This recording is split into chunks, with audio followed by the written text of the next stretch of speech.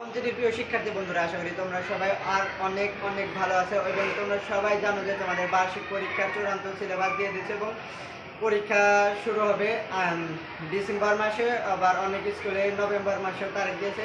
সম্ভবত ডিসেম্বর মাসেই তোমাদের বার্ষিক পরীক্ষা অনুষ্ঠিত হবে এবং তোমরা হয়তো অনেকে চিন্তিত যে বার্ষিক পরীক্ষা কিভাবে হবে, সিলেবাস তো অনেক হার্ড, কিভাবে পড়বো, কিভাবে এত বড় সিলেবাস কমপ্লিট করব। তো তোমরা ইতিমধ্যে হয়তো জেনেছো যে তোমাদের বার্ষিক পরীক্ষার জন্য আরেকটি প্রজ্ঞাপন জারি করা হয়েছে, যেটা শর্ট সিলেবাস দেওয়ার পরে দিয়েছে যে প্রত্যেক স্কুলে যতটুকু অংশ পড়ানো হয়ে থাকবে ঠিক ততটুকু অংশই তোমাদের পরীক্ষা আসবে। অর্থাৎ তোমাদের স্কুলে যদি বিদ্যালয়ে যদি সিলেবাস পুরোটা যতটুকু অংশ পড়ানো হবে ঠিক ততটুকুর ওপরেই তোমাদের বার্ষিক পরীক্ষা হবে। এবং তোমরা অনেকেই শুনে থাকবে এবং অনেকেই হয়তো ফেসবুকে দেখেছো যে অনেক জায়গায় আন্দোলন হয়েছে, মিছিল হয়েছে বার্ষিক পরীক্ষার বাতিলের জন্য।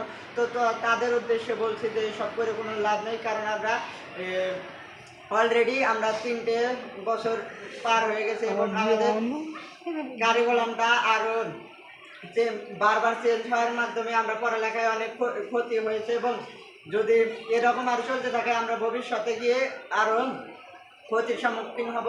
তো এমতো অবস্থায় তোমরা তোমাদের পড়াটা কীভাবে কভার করবে, তোমাদের বিদ্যালয়ে শিক্ষকদের পরামর্শ নেবে এবং শিক্ষকদের সঙ্গে আলোচনা করবে যে সিলেবাসের কোন অংশ পড়তে হবে এবং কীভাবে কী পড়তে হবে।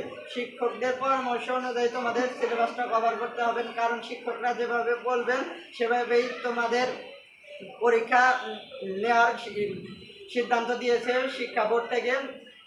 তো যারা আন্দোলন করছে তাদের উদ্দেশ্যে আরও একটা কথা বলছে, এইসব আন্দোলন বাদ দিয়ে তোমরা সবাই পড়ালেখা করো, কারণ পড়ালেখা যদি তোমরা যতক্ষণ আন্দোলন বা অন্য কোনো কাজে ব্যস্ত থাকবে ততক্ষণ যদি তোমরা পড়ালেখা করো ততক্ষণে তোমরা যেটুকু অংশ পড়বে সেটুকুই তোমার কাজে লাগবে।